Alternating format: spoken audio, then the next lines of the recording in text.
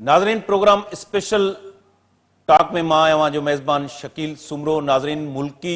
Level जा जेके सियासी पॉलिटिकल इश्यूज़ आहिनि उनमें इमरान ख़ान जो लॉन्ग मार्च अञा ताईं उन तारीख़ जी अनाउंसमेंट न कई आहे, पर इस्लामाबाद हाई कोर्ट जे चीफ जस्टिस जो चवणु आहे त जेको नाअहली वारो केस आहे उनमें इमरान ख़ान चूंड विढ़ी सघे थो। सिर्फ़ु हिकिड़ी सीट तां जेको आहे उहो डी सीट थियो आहे। उनखां सवाइ मुल्क जे अंदरि ख़ासि तौर ते सुप्रीम कोर्ट जे अंदरि जेका जूनियर जजिस जी मुक़ररी आहे, उनखां पोइ कानून वारे वफ़ाक़ी वज़ीर आज़म तारड़ जेको आहे उहा इस्तीफ़ा ॾेई छॾी आहे ऐं उनजो चवणु आहे त जूनियर जजिस जी मुक़ररी ते हुनजो ज़मीर मुतमिन न हो, इन करे हुन इस्तीफ़ा ॾिनी आहे। जेतोणीकि इस्तीफ़ा में जेको हुन पंहिंजो कारण ॾेखारियो आहे, सबबु ॼाणायो आहे, उहो ज़ाती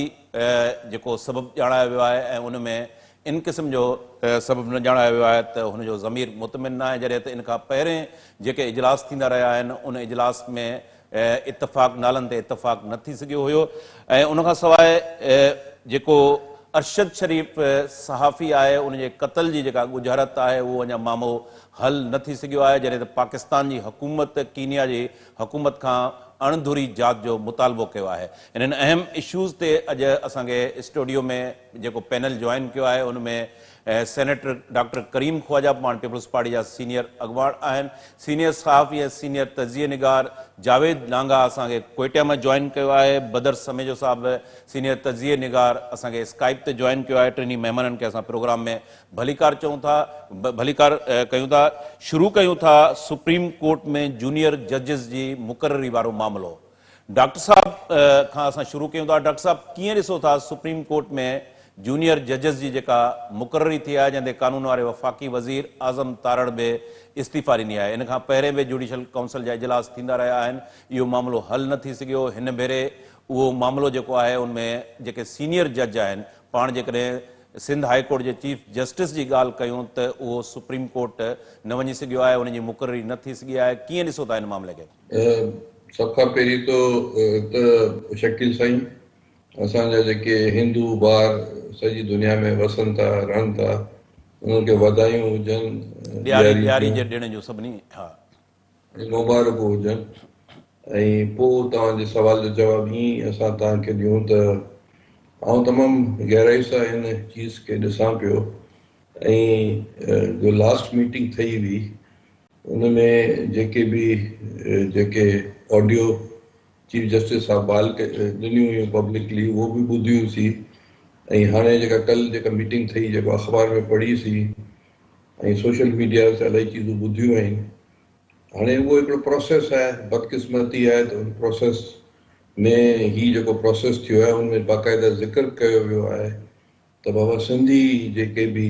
जजिस आहिनि उनजो रस्तो रोकियो पियो वञे सिंध पंहिंजो मथे अदालत में।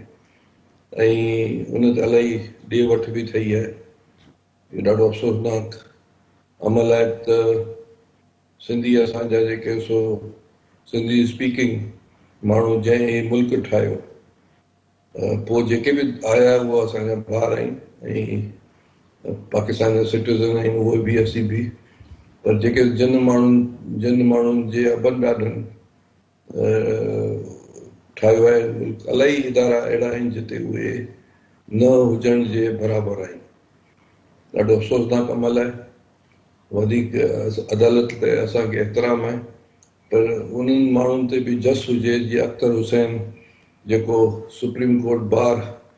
जो रिप्रेज़ेंटेटिव हो ऐं अॼु खां 4 ॾींहं पहिरीं शहीद ज़ुल्फ़िकार अली भुट्टो लॉ कॉलेज मनीर में संदसि किताब जी जेका रूनुमाई हुई, आउं बि वियो हुउसि, समाज जी तब्दीली की सियासत अख्तर हुसैन। सो हाणे आउं पढ़ां बि पियो। उन वॾी मुड़सी सां कम से कम उहो हिते जो कोन्हे, झेलम जो आहे, पर हुन ॾाढो सुठो केस सिंधी माण्हुनि ते रखियो। हाणे इन ते वधीक आउं तबसरो इन करे नथो कयां त वॾी अदालतूं आहिनि, ॻाल्हाए नथा सघूं इलाही चीज़ूं। ऐं जेकॾहिं पार्लियामेंटेरियन मेंबर पार्लियामेंट में ॻाल्हाए सघनि था, त जेकॾहिं आउं सेनेट में हुजां हा त ज़रूरु ॻाल्हायां। वधीक जावेद लांगा साहब ॾाढो था। जावेद, कीअं ॾिसो था सुप्रीम कोर्ट में जूनियर जजिस जी जेका मुक़ररी थी आहे ऐं कानून वारे वफ़ाक़ी वज़ीर आज़म तारड़ जेका इस्तीफ़ा ॾिनी आहे उनजी स्टेटमेंट आहे उनजो चवणो त हुनजो ज़मीर मुतमिन न आहे जूनियर जजिस जी जेका मुक़ररी थिए इन करे हुन इस्तीफ़ा ॾिनी आहे। कीअं ॾिसो था इन मामले खे? ठीक है जी ॾिसो, ऑल ऑफ सडन जेको आहे मुस्लिम लीग नून जो हिकिड़ो यू टर्न आहे पंहिंजो मौक़िफ़ ते, त उहो हमेशह चवंदा रहिया आहिनि त सीनियरिटी, वोट को इज़त ॾियो, डेमोक्रेसी, समूरा इशूज़, उन्हनि जी जेका कोएलिशन गवर्नमेंट आहे, कंबाइंड सरकार आहे, उन तरफ़ां इहो मूव जेको आहे सरप्राइज़िंग आहे, बल्कि डिसअपॉइंटिंग आहे। ऐं जेका सूरत हाल थी आहे जजनि जी जेका तैनाती वारे मामले ते, उन मुंहिंजे ख़्याल में उन सॼे केस खे साबित कयो आहे जेको नेशनलिस्ट जेके आहिनि पाकिस्तान में नंढड़नि, ख़ासि करे नंढा सूबा जेके सिंध, बलूचिस्तान ऐं KP के, उन्हनि जा जेके नेशनलिस्ट आहिनि पंहिंजी मूवमेंट्स सम्झी रहियूं आहिनि त जेका सुप्रीम कोर्ट आहे उहा मुल्क जी सिर्फ़ु कॉन्स्टिट्यूशनल कोर्ट हुजे ऐं उहे आइनी मामला जेके आहिनि उहे डिफाइन करे। ऐं इहा तमामु घणी पुराणी उन्हनि जो नुक़्ता नज़र रहियो आहे पॉलिटिकल, त सुप्रीम कोर्ट खे कॉन्स्टिट्यूशनल कोर्ट में कन्वर्ट करे बाक़ी जेके हाई कोर्ट्स आहिनि सूबनि में उन्हनि खे एम्पावर कयो वञे ऐं अख़्तियार उन्हनि वटि हुजे। त मुंहिंजे ख़्याल में अॼु इहो साबित थियो आहे। ऐं तमामु घणो अफ़सोसनाक जेके उते ख़बरूं पियो अचनि अंदरां, ऐं कल्ह मूं सीनियर सहाफ़ियुनि जा कुझु जेके अंदरां जी जेके इनसाइडर्स आहिनि उतां ॿुधा पियो त चीफ जस्टिस साहब जो सुप्रीम कोर्ट जो उमर अता बंदियाल साहब जा जेके रिमार्क्स हुआ जॾहिं हुन चयो त मेंबर जेको आहे बार जो अख्तर हुसैन उनखे चयो तव्हां सिंधी जजनि खे न खणी तव्हां हिकिड़े वॾे जेको आहे वल्कनो ऐं आतिश फशां खे इनवाइट था कयो, हुन चयो तव्हां इहा ॻाल्हि छॾे ॾियो, तव्हांखे सिंधी जजनि जी ख़बर न आहे। त वेरी स्ट्रेंज रिमार्क्स ऐं डिसअपॉइंटिंग रिमार्क्स आहे इहे चीफ जस्टिस तरफ़ां जेके जजिस आहिनि उन्हनि जी मुक़ररी में ईअं लैंग्वेज ऐं नस्ल जे बुनियादनि ते ॻाल्हाइण। मुंहिंजे ख़्याल में सुप्रीम कोर्ट जो जेको स्टेचर आहे, जेका रिक्वायरमेंट आहे, उहा तमामु घणी वॾी हुजणु घुरिजे ऐं ईअं न हुजणु घुरिजे, पर अनफॉर्चुनेटली जूनियर्स खे मुक़ररु करे उन सॼा जेके प्रेसिडेंट आहिनि, ख़ासि करे हुकूमत जो जेको यू टर्न आहे उहो त वॾो सरप्राइज़िंग आहे। त हुकूमत जेका वोट को इज़त दो ऐं हिन जो नैरेटिव्स खणी मुस्लिम लीग हली पए, उन्हनि ऑल ऑफ सडन जेको आहे उनखे चीफ जस्टिस खे अपील करण लाइ ऐं उनखे राज़ी करण लाइ जेको आहे वोट ॾेई छॾियो ऐं उते टेबल सॼा टर्न करे छॾिया। हालांकि सीनियर जजिस अंदरि तमामु घणी रिज़ेंटमेंट जो मुज़ाहिरो कयो ऐं तमामु घणी अणवंदड़ जेका सूरत हाल आहे अंदरि जेका रिपोर्ट थी आहे उन सॼी जुडिशल कमीशन जे इजलास में थी आहे, तमामु घणी मायूसी थी आहे। ऐं हिकिड़ी फेडरेशन आहे ऐं फेडरेशन में जेकॾहिं अहिड़े क़िस्म जा मैसेजिस वेंदा त उहे सिस्टम खे, डेमोक्रेसी खे, फेडरेशन खे कंहिं बि तरह सां स्ट्रेंथन न कंदा। सरकार लाइ पोइ जेको आहे इहो जहिड़ो ई ख़तमु थियणु घुरिजे। इमरान ख़ान जो सादो मुतालबो आहे त जूनियर जेको जनरल साहब आहे उनखे चीफ ऑफ आर्मी स्टाफ तैनात करे छॾियो, त पोइ त समूरा जहिड़ा ई सरकार खे ख़तमु करे छॾे। जिते जूनियर जजिस बि अची विया उते जूनियर जनरल साहब बि अची वेंदा ऐं मुल्क जो सिस्टम ईअं ई हिक ॿिए खे राज़ी करे जेको आहे हलणु थी वेंदो, त पोइ त मामिलो ई न हो। मुंहिंजे ख़्याल में तमामु घणी मैसेज जेको वियो आहे इन तैनाती में, हालांकि जजिस आहिनि सभई ऑनरेबल आहिनि, टें चौथे जेको आहे सो हुन में जज हुजनि नंबर वारा या पहिरें नंबर वारा हुजनि, पर जॾहिं मेरिट जेका आहे सुप्रीम कोर्ट ई उनखे न कंदी, ख़ातिर में न आणींदी, त हीउ मुल्क ऐं सॼो इंसाफ़ जो जेको ढांचो उहो आहे ई मेरिट ते, हुनजो हूंदो ई सॼी दुनिया में जेको आहे जेस्चर हूंदो आहे, उन्हनि वटि का लठ न हूंदी आहे। इहो मैसेज हूंदो आहे त जेके वॾियूं अदालतूं आहिनि उतां इंसाफ़ मिलंदो ऐं उतां मेरिट ते मिलंदो ऐं फार हाल हूंदो ऐं थींदे नज़र ईंदो। पर इहा जेका सूरत हाल आहे जॾहिं जजिस ई अपॉइंट मेरिट ते कोन था थियनि ऐं उते ई एॾो जहिड़ो ऐं मिसट्रस्ट आहे, त बाक़ी मैसेज जेको आहे फेडरेशन में कीअं वेंदो। तमामु घणी डिसअपॉइंटिंग सूरत हाल आहे ऐं जजनि जी जेको मुक़ररी जेको मैसेज आहे उहो तमामु घणो जेको आहे नेगेटिव। बदर समेजो साहब जो ओपिनियन शामिल कयूं था। जी बदर साहब, जीअं जावेद जो चवणु आहे त वोट को इज़त ॾियो, जेको मुस्लिम लीग नून जो नैरेटिव हुयो, ऐं पोइ जॾहिं पॉलिटिकल फोर्सिस जावेद लतीफ़ जेको वफ़ाक़ी वज़ीर आहे उन बि इहा ॻाल्हि कई आहे त असांजो अख़्तियार नथो हले। कीअं ॾिसो था पॉलिटिकल फोर्सिस हिकिड़े हंधि ते अची जॾहिं कंप्रोमाइज़ कनि था पोइ हिन क़िस्म जी सूरत हाल पैदा थिए थी, ऐं ख़ासि तौर ते मुल्क जी आला अदालत जेका आहे सुप्रीम कोर्ट, उनमें जजिस जे हवाले सां जूनियर जजिस जी जेका मुक़ररी थी आहे उन ते वफ़ाक़ी वज़ीर आज़म तारड़ बि तमामु घणो रिएक्ट कयो आहे ऐं हुन इस्तीफ़ा बि ॾिनी आहे। शकील साईं महिरबानी। शकील साईं, हिन में हिक खां वधीक ॻाल्हियूं मुंहिंजे ख़्याल में गर्दिश कंदियूं। हिकिड़ी जीअं जावेद लतीफ़ जे हवाले सां तव्हां चयो त शुरू खां ई उनजो हिकिड़ो स्टाइल या एटीट्यूड रहियो आहे, या शायदि जेके कैंप्स आहिनि नून लीग में मशहूरु आहे नवाज़ लीग जी कैंप जो माण्हू आहे ऐं शहबाज शरीफ़ हू शायदि में बि चवंदा आहिनि टॉकिंग टर्म्स ते बि न आहिनि, त इन जे करे उनजी जेकी तनक़ीद आहे उनखे इन पर्सपेक्टिव में ॾिसणु खपे। बाक़ी जजिस जी मुक़ररी जे हवाले सां जेको जुलाई में जुडिशल JCP सॾींदा आहिनि शायदि जंहिंखे, उन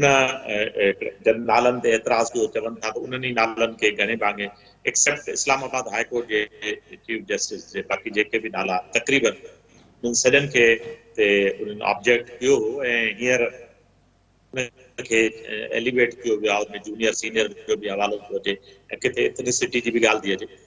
मां ईअं सम्झां थो त अॼुकल्ह हिकिड़ो जेको पॉज़िटिव मीडिया जो जेको पॉज़िटिव इफेक्ट आहे, नेगेटिव बि तमामु घणा अथव। पॉज़िटिव इफेक्ट आहे उहो इहा आहे त हर तरह जी ख़बर डिस्कस थींदी आहे ऐं ईअं थींदो रहियो हूंदो मुंहिंजे ख़्याल में सदाई खां। पर हाणे इहो थियो आहे त जेकी बि ख़बर थींदी आहे उहो ओपन थींदी आहे ऐं उन ते हर माण्हू हिकिड़ो पंहिंजो ओपिनियन बि ॾिए थो, जेतोणीकि हुजणी खपे या थियणी खपे त हर माण्हू भले ओपिनियन ॾिए, पर उन्हनि में बि हिकिड़ी ओपिनियन में बि हिकिड़ी कंहिं न कंहिं क़िस्म जो हुजणु खपे रवैयो, त जीअं शयुनि खे दायरे में रही माण्हू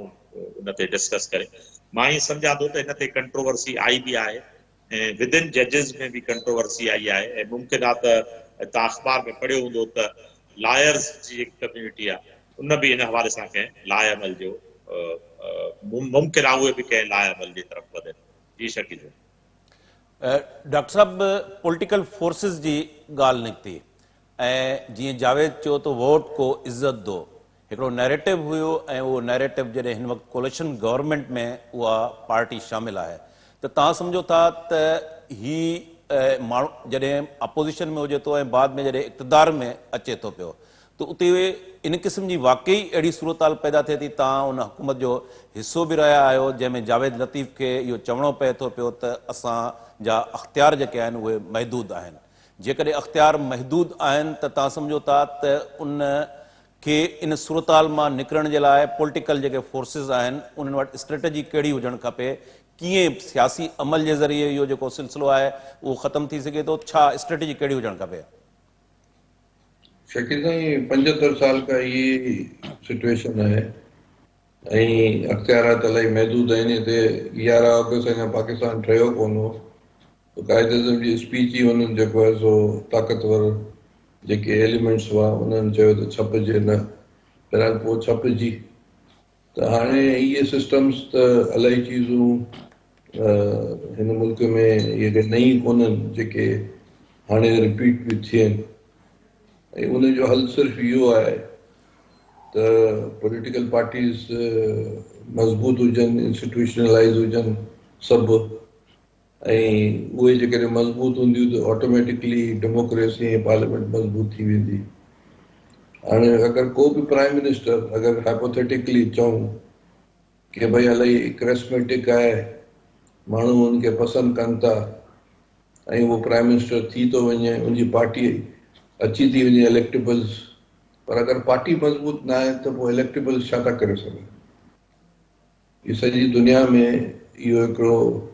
डिबेट वारो टॉपिक आहे त जेसि ताईं पार्टियूं मज़बूत नथियूं हुजनि तेसि ताईं जेको आहे सो इलेक्टेबल्स कुझु नथा करे सघनि। इलेक्टेबल्स मुख़्तलिफ़ असेंबलीज़ में ईंदा आहिनि, पर that is the party that is strong. त उहो डॉक्टर साहब, छा सबबु आहे पाकिस्तान जे अंदरि जेके पॉलिटिकल फोर्सिस आहिनि उन्हनि जूं समूरियुनि मां पार्टियुनि जी ॻाल्हि कंदुमि त उहे पार्टियूं मज़बूत न थी सघियूं आहिनि, ख़ासि तौर ते जेके पीपल्स पार्टी जी पाण ॻाल्हि कयूं, इवन मुस्लिम लीग नून जी बि ॻाल्हि कयूं था, सबबु छा आहिनि? ॾिसो, पाकिस्तान ठहियो त मुस्लिम लीग जेका जिन्ना साहब वारी हुई उहो ख़ुदि जिन्ना साहब चयो त पाकिस्तान मूं ठाहियो आहे, मुंहिंजे टाइप राइटर बाक़ी हुन डिसोन कयो हिकिड़े तरह सां जेके हिस्टोरिकल रिकॉर्ड्स आहिनि हुनमें हुन चयो त मूं कयो आहे। ऐं असां जेके पढ़ूं था त जिन जेके सो 40 खां पोइ के जलसा जुलूस ज़रूरु थिया हुआ मुख़्तलिफ़ पॉकेट्स में, पर ऑर्गेनाइज़ मुस्लिम लीग कान हुई। इन जे करे इहो थियो जो जिन्ना साहब जी मौत खां पोइ पार्टी जो जेको सो नालो वञी बचियो ऐं ब्यूरोक्रेट्स ऐं उन्हनि कब्ज़ो कयो मुख़्तलिफ़ इदारा। उन खां पोइ जेका सो हुन ज़माने में ये वली खान वारनि जी गफ़ार खान जी पार्टी हुई उहा सस्टेन करे कोन सघी रियासत जे जबर जे साम्हूं उन्हनि खे कचड़ियो वियो। पोइ तव्हां ॾिसो मुजीबुर रहमान वारी जेका हुई सोरवर्दी जी पार्टी उहा बि एतिरी स्ट्रांग कान थी सघी। ज़ुल्फ़िकार अली भुट्टो शहीद 67 में पीपल्स पार्टी ठाही, विद इन 3-4 इयर्स इलेक्शन खटी आई हिते उते मुजीब हिते भुट्टो शहीद ऐं पोइ नेशनल अवामी पार्टी पर उहे सस्टेन हिते जेको आहे सो पार्टी मज़बूत कोन थी सघियूं जेके जबर खे बर्दाश्त करे सघनि। पोइ बि हिते जेके नेशनल अवामी पार्टी हुई या पीपल्स पार्टी हुई मार्शल आर्ट्स जा मुक़ाबला कयो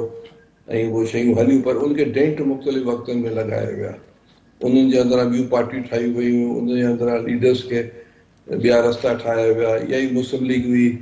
हिकिड़े ज़माने में जुड़े जो स्ट्रॉन्ग थियो त नवाज़ शरीफ़ साहब खे तयारु कयो वियो। पोइ नवाज़ शरीफ़ स्ट्रॉन्ग थियो त हीअ पार्टी क्यों ठही वई। अहिड़े नमूने असां वटि पेट्रियाट ठही ॿिया बि डेंट लॻा। त पार्टीज़ खे इहे वधणु नथा ॾियनि ताक़तवर धुरूं जंहिंजे करे उहे इंस्टीट्यूशनलाइज़ नथियूं थियनि, मार्शल आर्ट्स लॻी थियूं वञनि। जॾहिं मार्शल आर्ट्स लॻी थियूं वञनि त पोइ इहो थिए थो जेके ऑलरेडी लीडर्स आहिनि उहे ई प्रमोट था थियनि। अनफॉर्चुनेट आहे त ही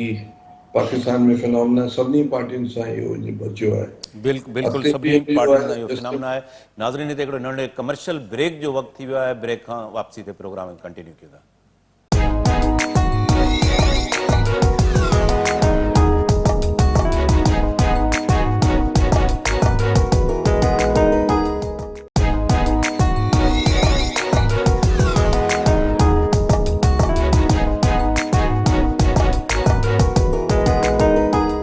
वेलकम बैक नाज़रीन। जावेद ॾांहुं इहो सुवालु खणी हलूं था। जावेद, पॉलिटिकल फोर्सिस जी पाण जेकॾहिं ॻाल्हि कयूं पाकिस्तान जे अंदरि उनमें पीपल्स पार्टी, मुस्लिम लीग नून, अवामी नेशनल पार्टी, ॿियूं पार्टियूं शामिल आहिनि। तव्हां सम्झो था त जावेद लतीफ़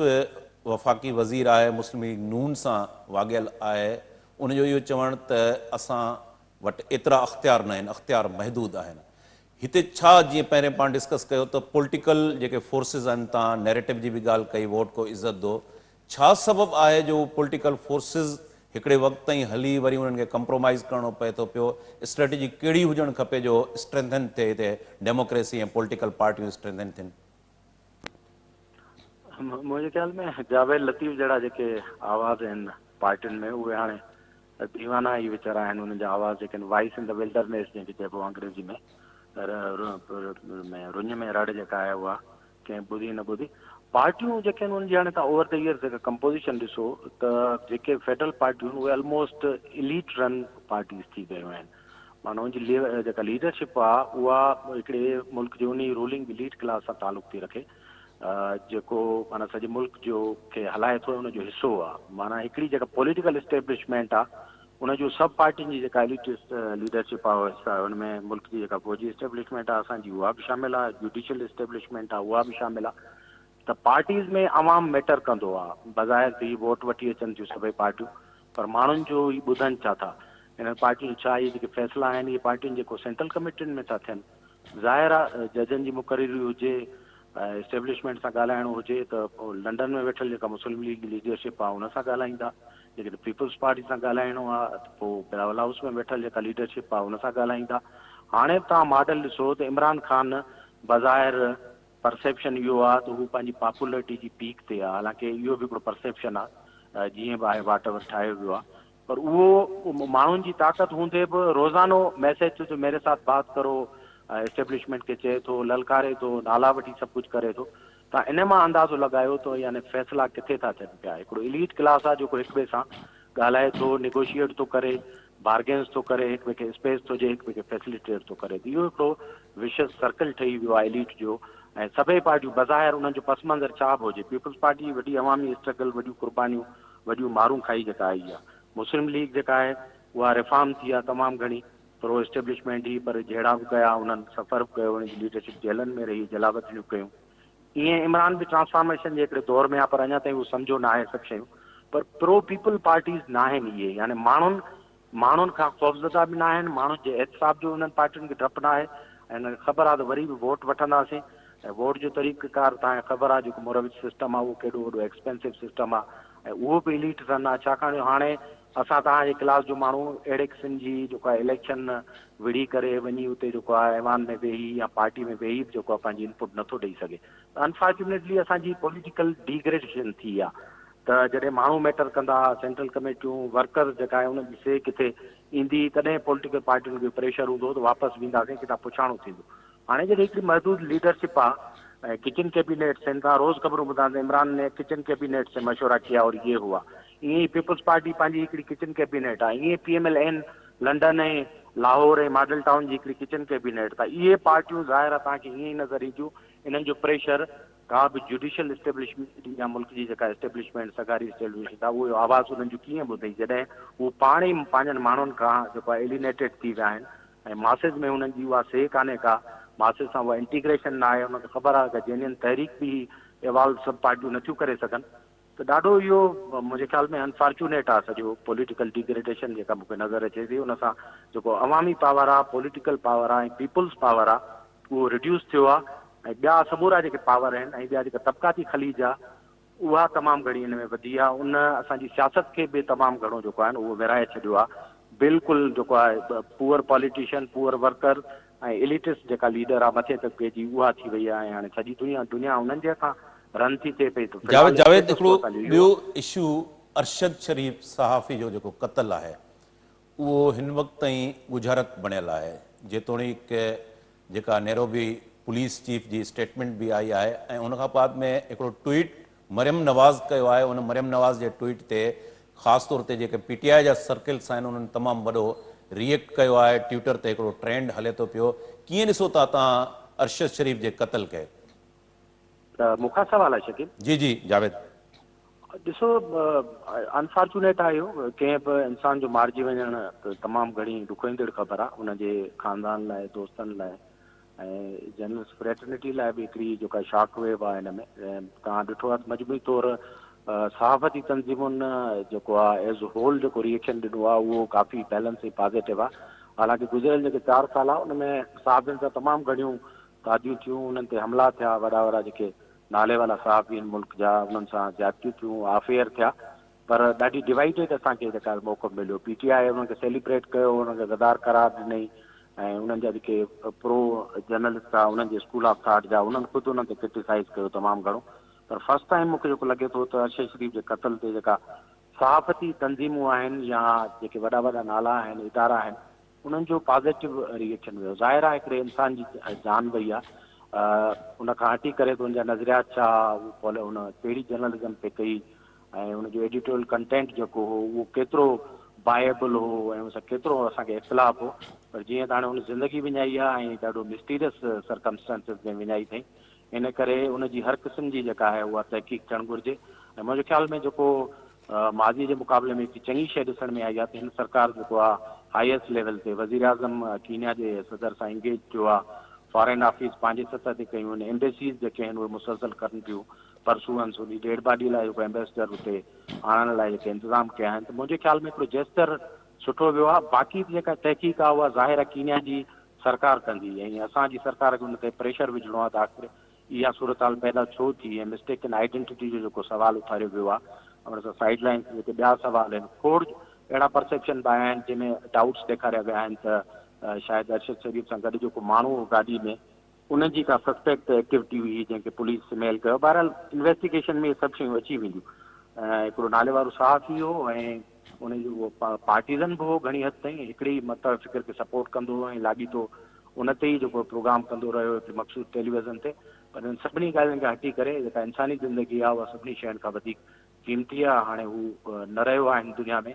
इन करे हुन सां जेके बि इख़्तिलाफ़ हुआ नज़रियाती या एडिटोरियल जा हुनजी ज़िंदगी में हुआ पर हुनजे ख़ानदान सां ऐं हुनजी फैमिली सां जेको आहे इंसाफ़ थियणु घुरिजे ऐं हुनजी प्रोब जेका आहे उहा फेयर थियणु घुरिजे जी बदर साहब अरशद शरीफ़ सहाफ़ी जो क़त्ल अवां इन क़त्ल खे कीअं था ॾिसो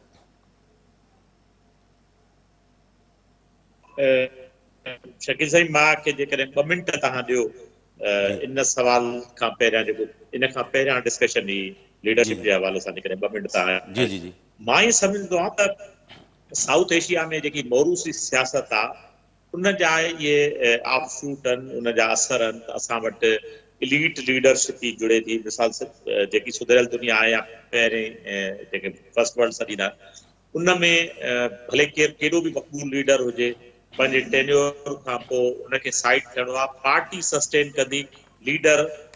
जी अहमियत सेकेंडरी आहे। तंहिंजे करे उनजो इहो फ़ाइदो थींदो आहे उन्हनि पार्टियुनि खे। उहे पार्टियूं पंहिंजे तौर ते वधीक मज़बूत थींदियूं आहिनि या कमज़ोर थींदियूं आहिनि। लीडर जी का ख़ासि अहमियत न हूंदी आहे, छाकाणि जो असां वटि ईअं थींदो आहे त जदी पुश्ती भले डेमोक्रेटिक पाण खे सॾाईंदा हुजनि के पार्टियूं, पर जदी पुश्ती हिकिड़े ई ख़ानदान जे माण्हू खे उनजी लीडरशिप करणी आहे। जे करे असां वटि थिए ईअं थो त इलीट ई जुड़े थो। मिसाल हिंदुस्तान में हालांकि राहुल गांधी जे हवाले सां तमामु घणा तनक़ीदूं त उहो मोदीअ जो मुक़ाबिलो नथो करे सघे, ऐं पहिरियों दफ़ो चवनि था त हिकिड़ो नॉन गांधी कांग्रेस जो लीडर थियो आहे। इहो हिकिड़ो वॾो वाटरशेड मूवमेंट आहे इंडियन कांग्रेस जी तारीख़। तो इन हवाले सां मां सिर्फ़ु इहो आख़िरी जुमिलो चवंदुसि त असां वटि लीडरशिप इन तरह ईअं पैदा थी आहे, ईअं लीड इन जे लाइ पैदा थियो आहे जो मोरूसी सियासत साउथ एशिया जो मुक़दर। हाणे जेसिताईं अचिजे अरशद शरीफ़ जे हुन ते यकीनन इन में का दो राय न आहे त इहो हिकिड़ो वॾो ॾुखो ईंदड़ वाक़ियो आहे। कंहिं माण्हू जो एटीट्यूड या उनजा प्रोग्राम, उनजो मवाद ते भले तव्हांखे 100 दफ़ा इख़्तिलाफ़ हुजे, असांखे 100 दफ़ा इख़्तिलाफ़ हुजे, पर कंहिंजो बेईमानो क़त्ल यकीनन मुज़म्मत जोॻो अमल हूंदो आहे। इन खां सवाइ मां हिकिड़ो जेको कंट्रोवर्सी जे हवाले सां असां वटि हिकिड़ो ट्विटर जो तव्हां लफ़्ज़ इस्तेमालु कयो अथई। ट्विटर जा जेकॾहिं तव्हां ट्रेंड ॾिठो त हिकिड़ी ख़बर खे मुख़्तलिफ़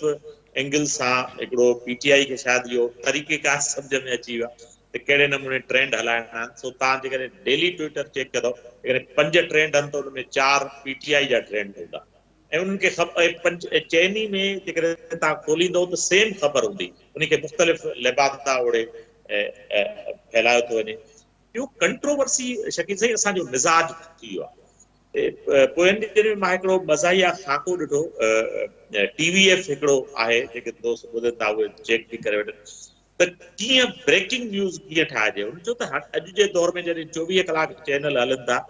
इहो मुमकिन ई कोन्हे त हर चैनल वटि का ब्रेकिंग न्यूज़ हुजे। तंहिंजे करे हाणे चैनल छा था कनि, ब्रेकिंग न्यूज़ ठाहिनि था। तो असां ॾिठो आहे ख़ासि करे मेन स्ट्रीम जेकी उर्दू मीडिया आहे, उन मिसाल जीअं साइफर ठाहियो वियो, हिकिड़ो मीटिंग जा मिनट्स हुया, उनखे ख़त जी सूरत ठाही वई।